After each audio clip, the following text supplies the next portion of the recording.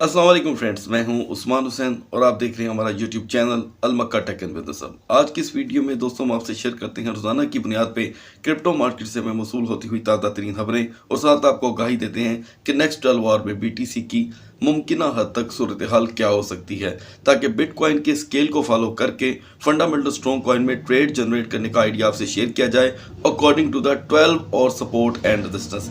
Mostly यहाँ पर बहुत से हमारे दोस्त हैं जिनसे ये गलती हमें देखने को मिलती है कि वो इस ट्रेड को लंबी ट्रेड समझ लेते हैं। वो समझते हैं कि शायद ये सपोर्ट जो है टूट भी जाएगी तो दोबारा बन जाएगी। तो मैं आपको पूरी वीडियो में हमेशा 12 और की सपोर्ट के बारे में बताता हूँ, 12 घंटों की सपोर्ट में।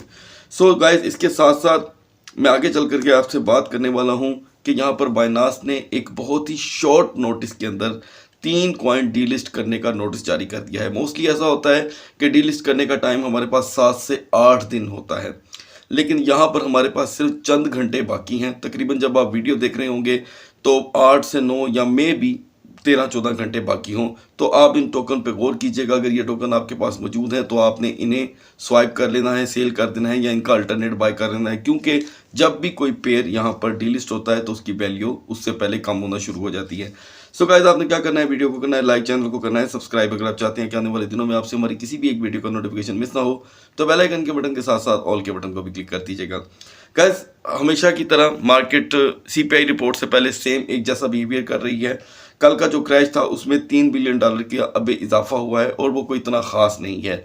चंद एक अल्ट कॉइन में यहाँ पर एक अच्छी ट्रेड जनरेट करने को मिली है, जिनमें से हमने समझ लें कि 9 टोकन आपसे शेयर किए थे, उनमें से 6 टोकन ने यहाँ पर एक अच्छी आपको ट्रेड जनरेट करने का मौका फराहम किया है।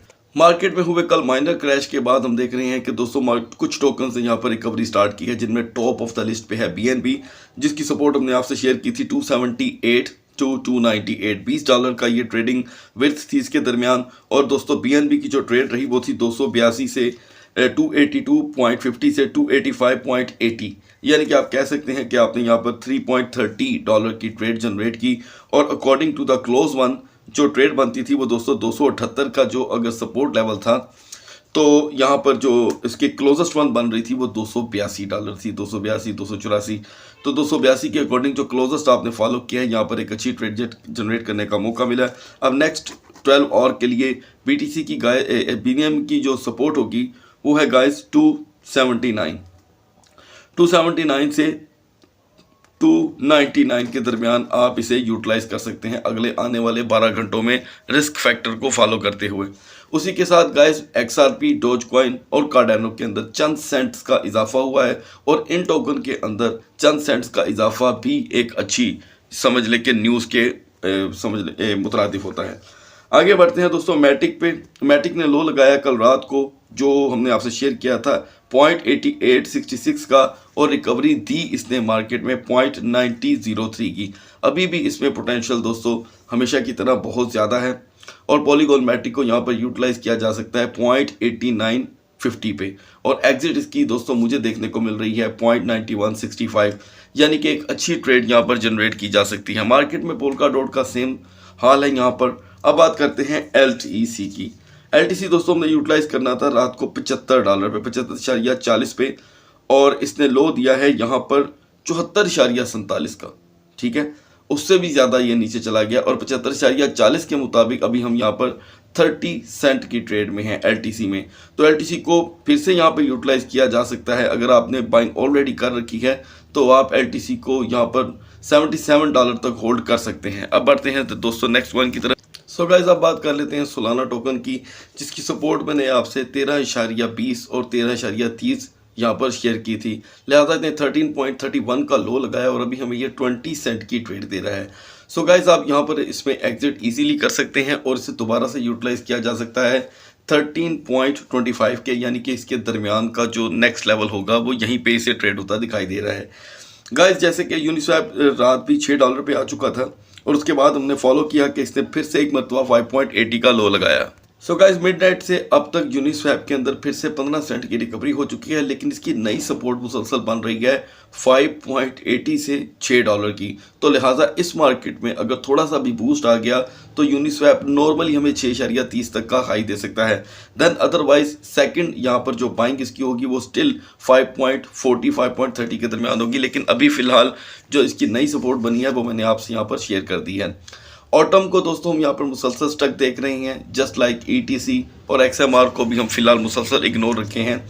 मैक्स 2 दिन तक XMR की दोस्तों कंप्लीट यहाँ पर रिपोर्ट एक शाया होने वाली है, उसके बाद हम XMR को रोज़ाना और रूटीन की तरह यूटिलाइज कर सकेंगे, लेकिन तब तक जब तक ये रिपोर्ट नहीं आती हम इसे जस्ट इसके वर्किंग को वॉच करेंगे। दूसरी जानिब PCH का दोस्तों इस दरमियान जो लो रहा वो था 108 और 108 से लेके 109.80 तक की इसकी ट्रेड रही, यानी कि $2 का अभी भी ये हमें यहाँ पर ट्रेडिंग वॉल्यूम दे रहा है, तो हम इसे दोबारा से यूटिलाइज कर सकते हैं 108.20 पे। नेक्स्ट यहाँ पर दोस्तों अगर हम एल्गो को देखें और फिल कॉइन को, ये दोनों तकरीबन यहाँ पे स्टक है। मिडनाइट में जब मैंने आपसे QNT टोकन शेयर किया था उस वक्त इसके प्राइस दोस्तों एक मरतबा फिर से 116 से लेकर के 117 के दरमियान ट्रेड हो रहे थे, लेकिन वहाँ पर मैंने आपसे एक अहम बात भी शेयर की थी कि आप QNT को यहाँ पर दोबारा से यूटिलाइज कर सकते हैं। और QNT की जो दोबारा सपोर्ट बनी थी दोस्तों वो थी $116 और 116 से लेके 119.60 का इसने हाई लगाया, यानी कि 3.50 की यहाँ पर एक ट्रेड जनरेट हुई। उसके बाद से QNT दोबारा क्रैश करना शुरू हो गया और मुझे ऐसे लग रहा है कि QNT की अब की मार्केट में जो सपोर्ट होगी वो होगी गाइस 117.45 से लेकर 119 बड़ी हद तक 55, यानी कि 117.45 119.15। इससे आगे दोस्तों आप बढ़ते हैं तो APE की सूरत हाल से मैं OKB को अगर हम रात से कंपेयर करें तो OKB की पोजीशन यहाँ पर थोड़ी सी फिर से बेहतर हुई थी, यानी कि 20.80 से लेकर के इसने सुबह हाई लगाया 20.95 का, दोबारा से इसमें 20 सेंट की फिर से कमी हो चुकी है। सो गाइस अक्सर दोस्त यहाँ पर पूछ रहे थे कि बिटगेट के बारे में कि आप हमें बिटगेट के प्रूफ ऑफ रिजर्व के बारे में बताएं, तो दोस्तों उन्होंने ऑलरेडी बिटगेट एक्सचेंज ने अपनी स्क्रीन पर यानी कि उनकी एप्लीकेशन की स्क्रीन पर एक बड़ा सा स्टिकर चल पड़ा है, वहाँ पर जा कर के आप उनके रिजर्व देख सकते हैं। अगर आप बिटगेट को क्या किसी भी एक्सचेंज को यूज़ कर रहे हैं तो रिजर्व अपने ज़रूर वहाँ पर चेक करें कि आया कि वो जो अपनी वीकली आपको अपडेट दे रहे हैं उसमें कोई मुस्तकिल मिजाजी देखने को मिल रही है कि नहीं। सो गाइस कल के क्रैश के बाद, क्योंकि जो क्रैश हुआ वो स्टेप बाय स्टेप होता रहा, वहाँ में हमने देखा दोस्तों कि TWT जो टोकन था वो मुसलसल पहले डाउन कर रहा था, ठीक है, मतलब कि 2.36 तक जा चुका था। अब हम देख रहे हैं कि TWT में एक मतलब फिर से 8 सेंट का पंपा है। तो गाइस जैसे कि मैंने आपको सेपरेट वीडियो में इसके बारे में आगाही दी थी, आप जब भी TWT को स्टडी करना चाहें आप हमारी सेपरेट वीडियो को जा करके ज़रूर देख लीजिएगा, क्योंकि मैं यहाँ पर अगर आपको रिपीट एंड रिपीट एक ही इन्फॉर्मेशन दूंगा तो आप भी यहाँ पर बोर हो जाएंगे। अब बढ़ते हैं CHZ की तरफ। गाइस CHZ पिछले तकरीबन अपने 9 दिन की सबसे लो सतह पे आ चुका है। पिछले एक महीना ऐसा गुजरा है कि CHZ मुसलसल अपर हैंड रहता था, यानी कि 18 सेंट से 29 सेंट के दरमियान ट्रेड हो रहा था। तो यहाँ पर इसका सिनारियो चेंज हुआ है, यहाँ पर हमें इसे समझने की ज़रूरत है। मैं इसकी फुल चार्ट यहाँ पे ओपन करना चाहता हूँ। गाइस आप देख सकते हैं कि ये मुसलसल 14 सेंट का लो लगा रहा है, मतलब 14.75 14.90। तो ये इसकी एक नई जो है सपोर्ट बनी है। अब जाहिर बात है अगर ये सपोर्ट बनी है तो इसकी रेजिस्टेंस 90 सेंट होगी। तो होगा क्या, जिन दोस्तों ने भी इसे बिलफर्ज, जहाँ तक मुझे याद है मैंने आपको बताया था कि इसने 1850 का हाई लगाया था, तो आई थिंक कि आप यहाँ से एग्जिट कर चुके होंगे। जिन दोस्तों ने भी CHZ में पहले से बाइंग अगर नहीं की हुई या पहले बाइंग की हुई है तो यहाँ पर उनका एग्जिट कैसे बनेगा, एक लोअर लेवल पे CHZ की जो बाइंग होगी वो आपको फ़ायदा दे सकती है। और CHZ का अब की मार्केट के अंदर जो लोअर हो सकता है गाइस, वो मुझे ऐसा लग रहा है कि करीब हमें 14.25 तक का लो देखने को मिल सकता है। 14.25 के बाद से इसकी रेजिस्टेंस मुझे 1850 तक बनती दिखाई दे रही है मौजूदा मार्केट में, क्योंकि जाहिर बात है सिनारियो चेंज हुए हैं, तो जब भी सिनारियो चेंज होती हैं तो सपोर्ट एंड रेजिस्टेंस सबसे पहले चेंज होती है। अब बात कर लेते हैं AAVE टोकन के बारे में। गाइस आप देख सकते हैं कि ये जो $64 पे ट्रेड हो रहा था ये इस वक्त निकल के आके 61 पे आ चुका है, तो लिहाजा इसे 60.90 पे यूटिलाइज किया जा सकता है मौजूदा मार्केट में। और ये भी कल की हमारी एक प्राइस प्रेडिक्शन वीडियो में ऑलरेडी शामिल था। गाइस कल के क्रैश के बाद यहाँ पर नियो और डैश ने फौरी तौर पे रिकवरी कर ली है। जैसे कि क्रैश होने से पहले नियो 7.10 सेंट पे था। मुझे ऐसा लग रहा है गाइस कि आप नियो को 6.88 पे आज की मार्केट में यूटिलाइज करके 7.10 पे एग्जिट कर सकते हैं। ये एक अच्छा लेवल होगा।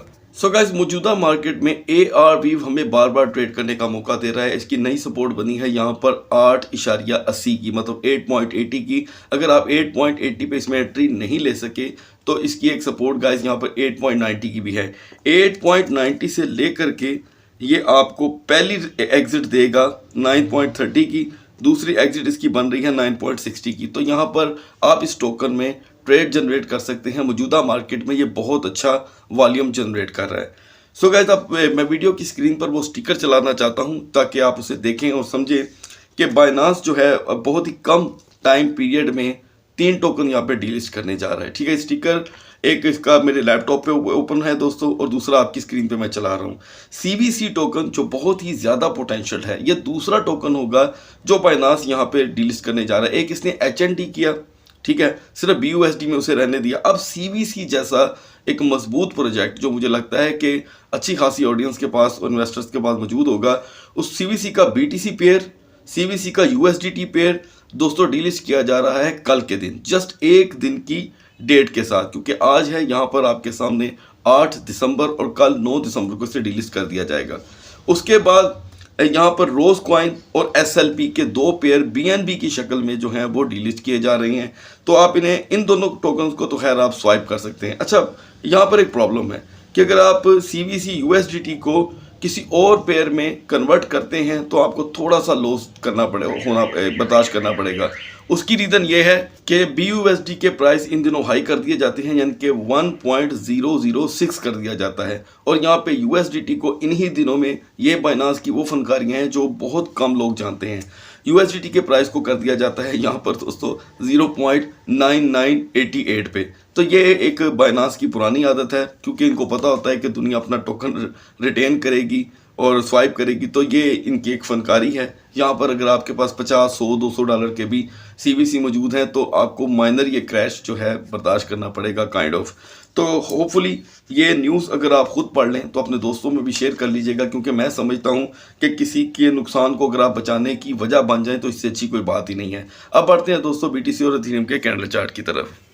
सो गाइज मिडनाइट से लेके अब तक BTC के प्राइस में $50 का इजाफा हुआ है और ये इसके लिए एक बेटरमेंट का साइन है, लेकिन फिर भी ये अपनी पुरानी सपोर्ट एंड रेजिस्टेंस से बाहर आ चुका है। सो गाइज आज है 8 दिसंबर और यहाँ पर हमारे पास कल का दिन बाकी है जब PPI रिपोर्ट मार्केट में आने वाली है, और उससे पहले ही मार्केट में सन्नाटा जा चुका है। अब से पहले जब आप यहाँ पर क्रिप्टो के बारे में इतना नॉलेज नहीं रखते थे तो अक्सर दोस्त ये पूछा करते थे कि इन दिनों मार्केट को ये स्टक क्यों लग जाता है। तो दोस्तों इट्स रूटीन, इट्स नॉर्मल, ये कोई नई बात नहीं है। इन दिनों इन्वेस्टर क्या करता है, वो खामोशी इख्तियार कर लेता है। वो वेट करता है कि अमेरिकन जो डाटाज हैं वो क्या लेके आ रही हैं। अमेरिकन डाटा से जो लोग अंदाज़ा लगाकर ट्रेड करते हैं, यकीन माने वो बहुत ज़्यादा मार्केट में फ़ायदे में रहते हैं। वो अमेरिकन डाटा देखकर अंदाज़ा कर लेते हैं कि मार्केट ने जाना किधर है। तो यहाँ पर दुनिया क्या करती है, अपना जो सरमाया होता है वो रोक के बैठ जाती है, ठीक है, खुद से भी एनालिसिस करती है। इसीलिए मैं भी आप तमाम दोस्तों को हमेशा रिक्वेस्ट करता हूँ, आई होप कि जब आप हमें फॉलो नहीं करते थे और अब जबकि आप हमें फॉलो करते हैं, अल्लाह के फजल से आपको यहाँ पर बहुत कुछ सीखने को मिलता होगा। सो गाइस कल है PPI रिपोर्ट और कल मार्केट में, और कल का इम्पैक्ट आज से ही शुरू होने वाला है, ये भी याद रखिएगा।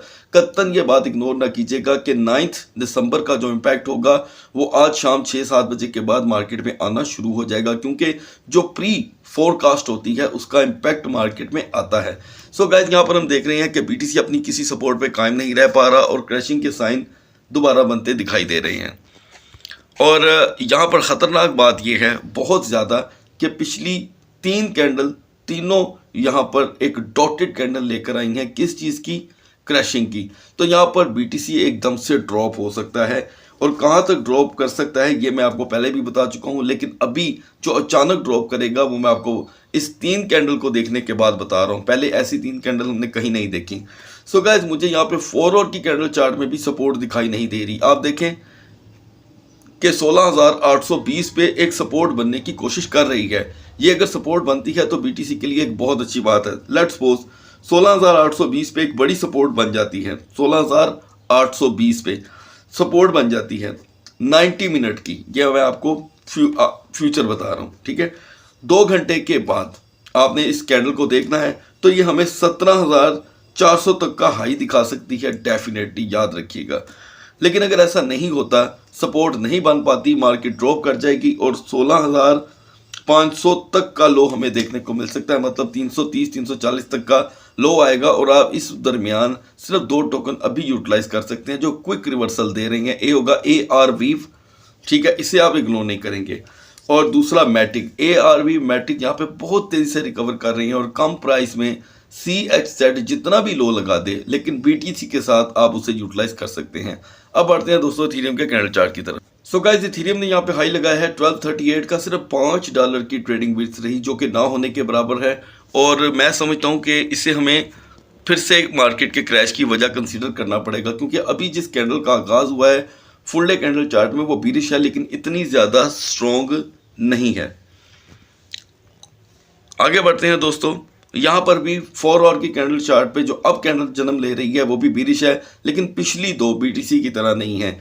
इसकी पिछली 2 यहाँ पे बुलिश कैंडल थी, दोनों बुलिश स्प्रिंग कैंडल, और एक जो सेकंड लास्ट है उसका कुछ टच हैमर हेड से मिल रहा है। अब ये इतनी ज़्यादा बारीक कैंडल है क्योंकि इन कैंडल के जो टाइम थे इसके अंदर मार्केट में कोई मूवमेंट नहीं आई, तो जब मूवमेंट नहीं आती तो ऐसी ही कैंडल्स बनती हैं। लिहाजा गाइस, यहाँ पर इसकी सपोर्ट है 1220 की। इसकी ये 1220 की सपोर्ट अगर टूटती है और 40 मिनट तक नई सपोर्ट नहीं बनती इसी लेवल पर 1220 पे, तो हमें इथेरियम आज के दिन ही 1180 का लो दिखाएगा थोड़ी देर के लिए, और यह रिकवर भी कर लेगा, $30 तक रिकवर कर सकता है।